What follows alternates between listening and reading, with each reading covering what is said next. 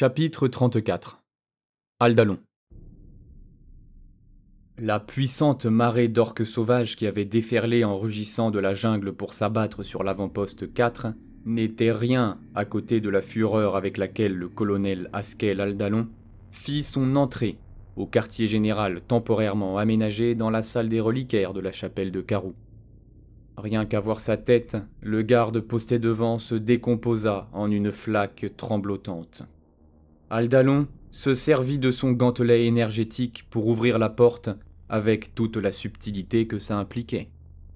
Le battant de bois éclata sur son passage en faisant voler dans la pièce des éclats acérés. Les suspects habituels étaient à l'intérieur, sans aucun doute dans l'attente de son arrivée après que lui et les survivants des 2 escouades qu'il avait emmenés aient été repérés lors de leur entrée dans les niveaux inférieurs de la cité. Le gouverneur planétaire Mizom et le général Nilom étaient plantés là, pâles comme la mort, les yeux écarquillés, dans l'attitude de 2 hommes qui s'étaient laissés aller malgré eux à un besoin pressant. La commissaire Redvin, faite d'un matériau mieux trempé, s'était levée précipitamment, adoptant une posture plus propre à ceux qui ont l'habitude de faire souiller son pantalon à autrui. « Colonel Aldalon !» rugit-elle. « Qu'est-ce que cela signifie ? Vous auriez pu tuer quelqu'un ? Je vous mets en examen, sur le champ. » « Malheureusement, il semblerait que je n'ai réussi à tuer personne, commissaire, » répondit Aldalon. La commissaire Redvin avait déjà repoussé le pan de son long manteau noir pour poser la main sur son pistolet bolter. « Mise en danger délibéré de la vie d'un officier supérieur. La réglementation disciplinaire 416A de l'Astra Militarum indique que le commissaire responsable doit procéder au jugement et appliquer un châtiment immédiat, pouvant aller jusqu'à la mort. » Le colonel Aldalon n'eut pas l'air de s'en soucier. « Ce n'est pas moi qui devrais être mis en examen, commissaire Redvin, » fit-il avant de désigner le gouverneur planétaire Mizom. « C'est lui. »« Quoi ?» protesta le gouverneur dans un couinement pathétique. « Vous rentrez de mission avec une fraction seulement des effectifs que vous aviez, colonel, » fit la commissaire Redvin. « Essayez-vous d'en faire porter la responsabilité à quelqu'un d'autre ?» Aldalon sentit enfler sa colère. « Vous voulez savoir pourquoi j'y ai perdu autant de soldats ? Les renseignements que nous avons eus parlaient d'une petite bande de guerre orque qui avait pris un avant-poste de surveillance. »« Oui, fit le major général Nilom, c'était la situation. »« Vous avez déjà entendu parler des orques fantômes ?» voulut savoir Aldalon. « Oh, des fabrioles !» répondit Nilom. « Des histoires inventées par des gardes terrifiés sur Karst et lors d'autres campagnes antérieures au cours de la défense de ce sous-secteur. Donc, vous n'étiez pas au courant qu'une grande partie des orques qui avaient pris l'avant-poste 4 étaient de ceux qu'ils appellent des commandos. »« Ma foi, je ne vois pas en quoi cela dérange, » dit le gouverneur Mizom. « Un orque, c'est un orque, et puis c'est tout. »« Non, » répliqua Aldalon. « Ça n'est pas tout. Nous avons déjà appris cette leçon sur Karst. Les orques fantômes sont bel et bien réels.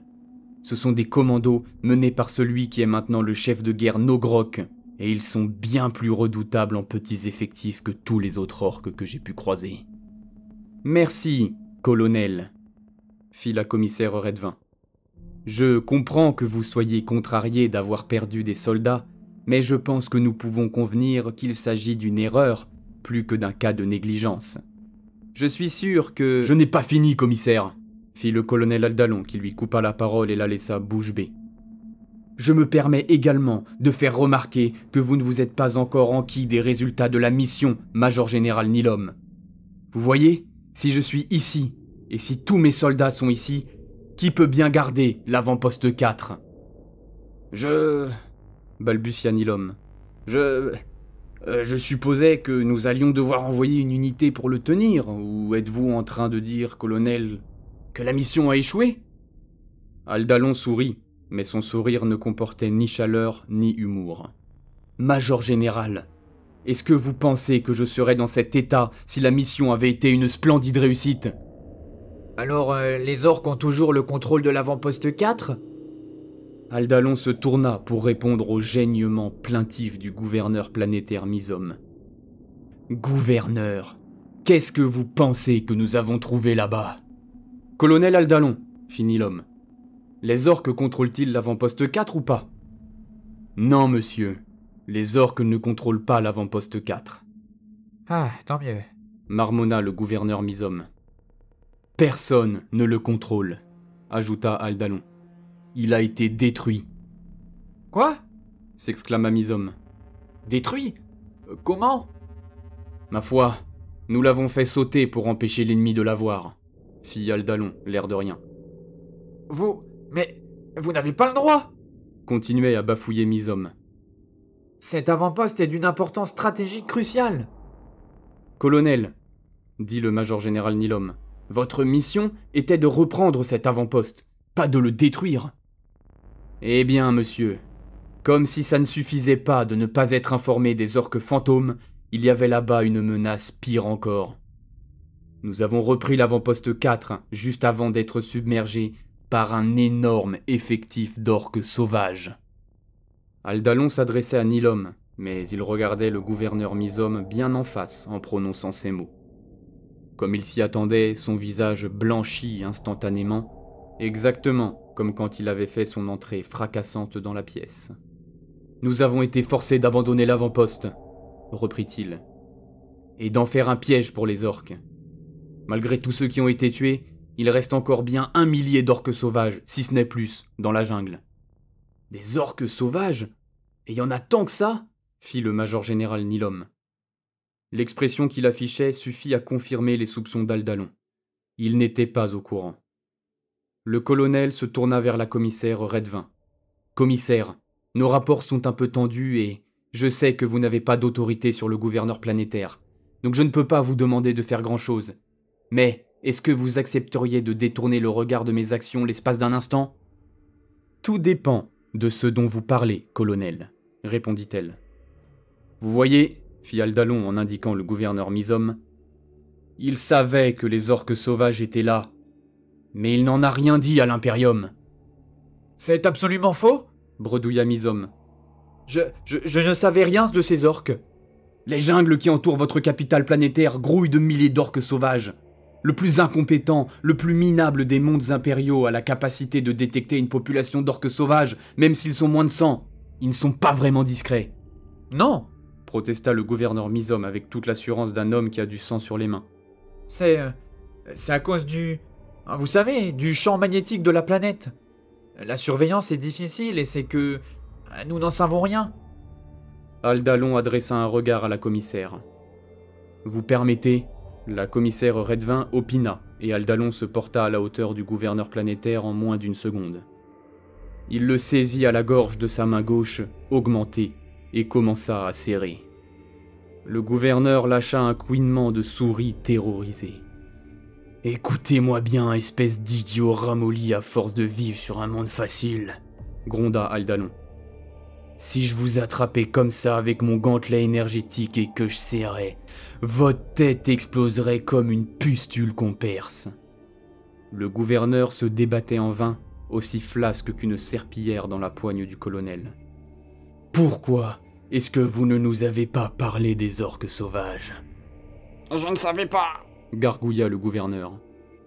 Il lâcha un glapissement quand Aldalon resserra sa prise. « Très bien, très bien.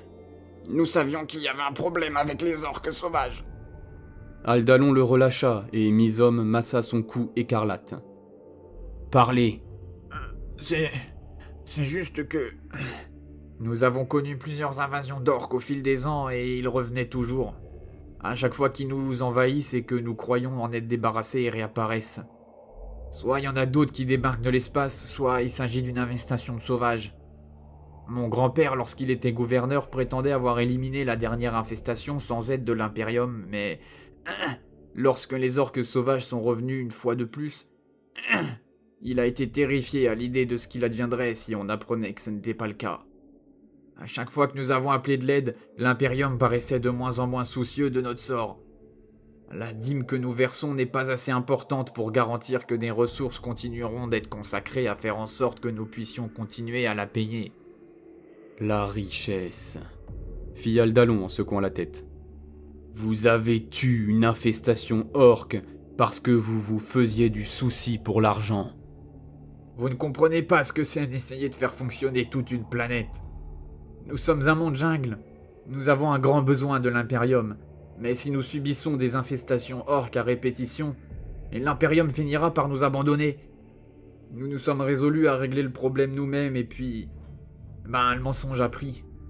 Aldalon se tourna vers la commissaire Redvin.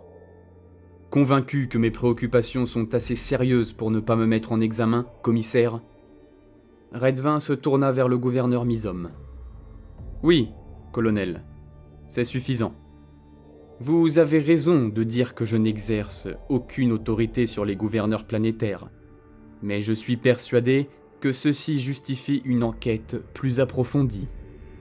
Non, supplia le gouverneur Mizom. Je vous en prie, ne faites pas intervenir l'Inquisition.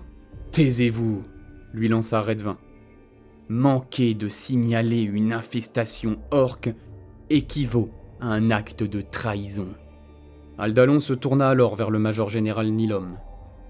Monsieur, je sais que vous vous pensiez bien engagé pour débarrasser le système gondois des orques, mais en raison des actions du gouvernement de Gondois 6, ça n'est absolument pas le cas. Ce monde est actuellement au cœur d'une guerre tripartite entre nous, le chef de guerre Nogrok et ses orques fantômes, et maintenant ces orques sauvages en plus.